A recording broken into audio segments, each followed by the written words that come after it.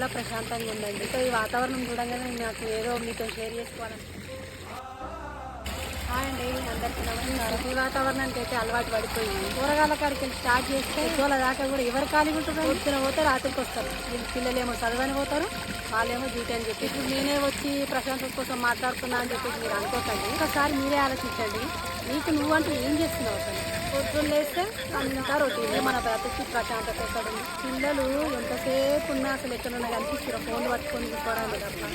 ఎందుకు అంటే నేను చిన్నగా ఉన్నప్పుడు అయితే కబడ్డీ, ఖోఖో, బొడ్డమ్మలు, బతుకమ్మలు, కచ్చకాయల ఆట, నాలురాల ఆట, ఏదో ఒక ఆట ఆడుతుండే. ఇప్పుడు పిల్లలు ఒక ఫోను, వాళ్ళని చూసుకుంటాం, మనం ఒక ఫోను. ఇక మన జీవితం అంతా ఫోనే అయిపోదు. మనము ఇలాంటి వాతావరణంలో తీసుకొచ్చి మన ఊరికే కానీ బయటకి ఎక్కడ తీసుకొచ్చి అప్పుడప్పుడు మనం ఇలాంటివి చూపిస్తే కూడా పిల్లలకు కూడా మైండ్ రిలాక్స్ అవుతారు. వాళ్ళు పచ్చదనం, ఈ నీళ్ళ సప్పుడు, ఇంతకంటే ప్రశాంతత ఇంకేముంటుందండి.